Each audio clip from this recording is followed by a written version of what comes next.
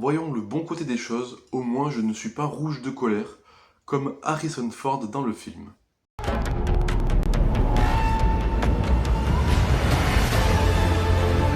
On n'est pas à l'abri d'une nouvelle attaque.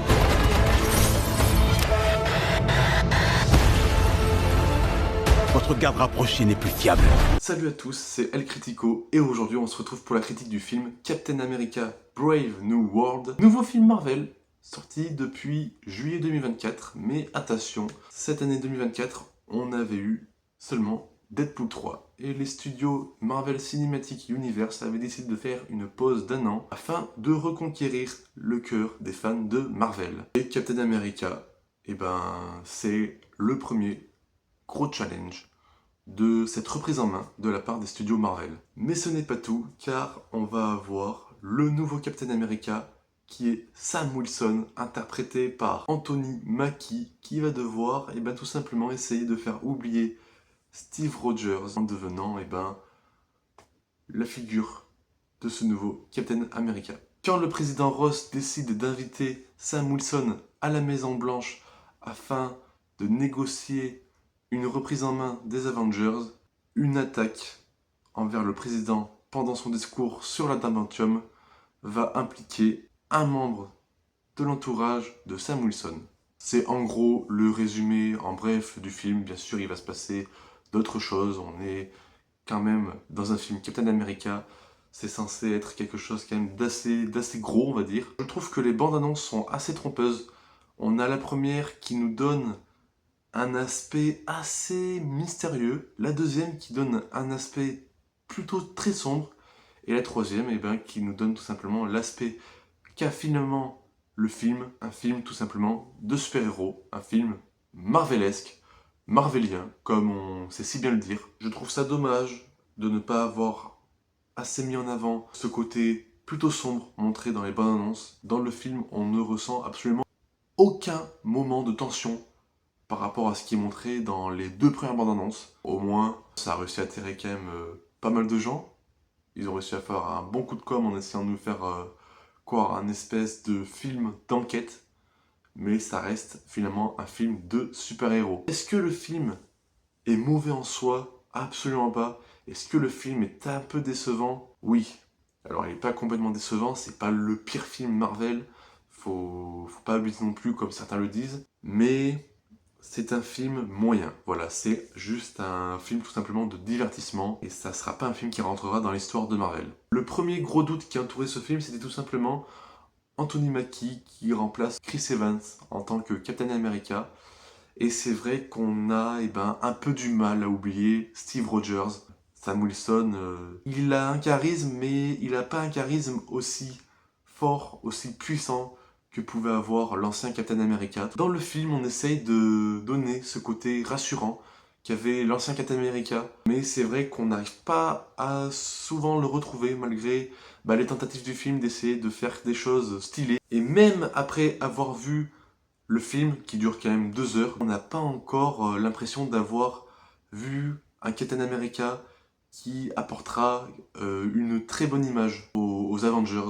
De toute façon, je pense que voilà, les Avengers, les anciens Avengers, on se souvient tous d'eux, ils sont tous très iconiques, mais là, je pense qu'on va avoir affaire à une équipe d'Avengers pour les prochains films, pour Secret Wars notamment, à une équipe d'Avengers pas si iconique que les anciens. Et ce personnage de Sam Wilson, il arrive à nous faire ressentir que cette image de tentative au fait de devenir iconique comme l'ancien, mais on n'arrive pas encore complètement à s'y faire. Peut-être plus tard, c'est pas non plus une catastrophe, mais voilà, on a du mal à oublier. C'est pareil pour Joaquin Torres, interprété par Danny Ramirez en nouveau Faucon.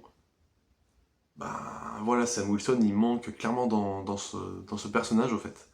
On n'arrive pas à intégrer dans notre esprit au fait que ça va être eux les nouveaux Faucons et les nouveaux Captain America. Alors on a essayé de nous les introduire dans la série sur Disney+, série que je n'ai pas regardée parce que grâce à She-Hulk, je suis complètement vacciné de toutes les séries Marvel. Mais bon, bien sûr, il ne faut pas s'inquiéter, même si on n'a pas vu les séries, on ne loupe pas grand chose. En ce qui concerne Harrison Ford, dans ce personnage du président Ross, et de notamment le personnage de Red Hulk, Lui, contrairement à Anthony Mackie, on arrive un peu plus à rentrer ce personnage dans notre esprit. Bon, bien sûr, savoir qu'il endosse le rôle de Red Hulk, c'est vrai qu'on a l'impression qu'il va plus interpréter le rôle de Bilbo le Hobbit à la place.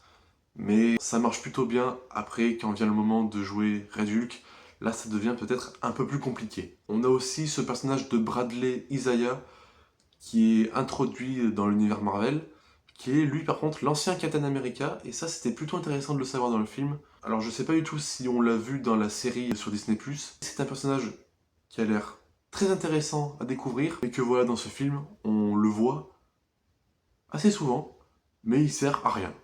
C'est un personnage qu'on aurait clairement pu mettre de côté, où on aurait clairement pu couper des scènes avec, que ça n'aurait absolument pas perturbé le déroulement du film. Et c'est dommage, car on joue pas assez sur la force surhumaine qu'il a.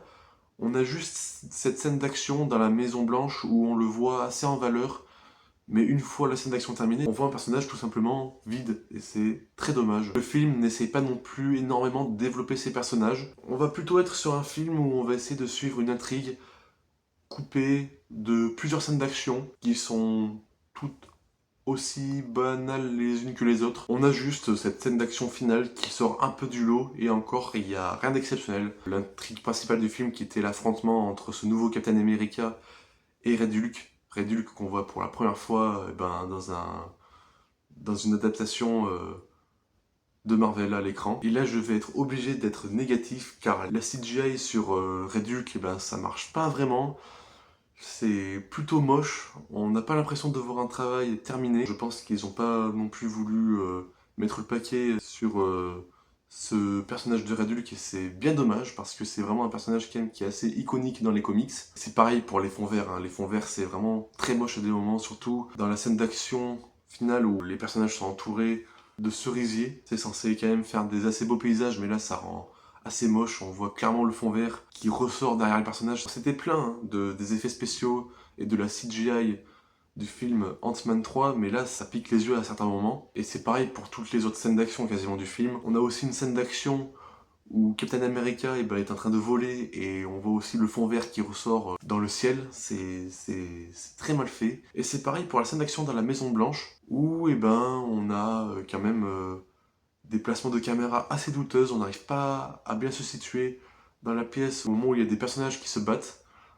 On n'arrive pas vraiment à suivre correctement le rythme de la scène, et ça donne des scènes d'action plutôt assez molles. On a aussi un méchant qui sert pas à grand chose et que je pense pas qu'on reverra prochainement dans les prochains films. Le personnage qui nous intéresse le plus dans ce film, c'était ce personnage de Red Hulk. Mais voilà, les bandes annonces jouaient aussi surtout sur le fait de voir ce nouveau personnage à l'écran. Moi personnellement je n'ai pas été déçu, car je m'attendais à pas beaucoup le voir, et c'est vrai qu'on le voit quasiment que dans les 15 dernières minutes du film.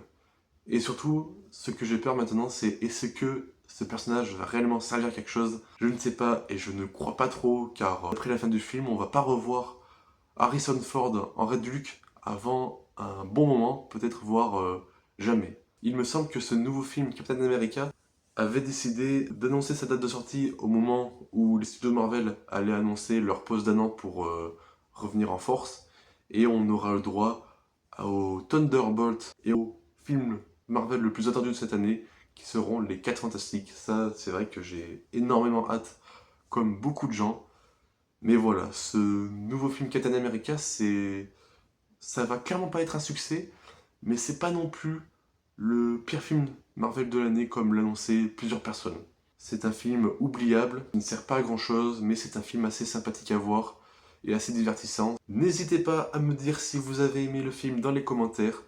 Si vous ne l'avez pas aimé, dites-le aussi. Lâchez un petit pouce bleu, ça fait toujours plaisir. Et surtout, cliquez sur le bouton d'abonnement, ça apporte un énorme soutien et je vous en remercie infiniment. On se retrouve bientôt pour une nouvelle critique, et je vous souhaite bien sûr à toutes et à tous une très bonne fête de Saint-Valentin pour ceux qui sont en couple. Ceux qui ne sont pas en couple, j'espère que vous trouverez le bon ou la bonne dans pas longtemps. Et je vous dis tous à très bientôt. Salut!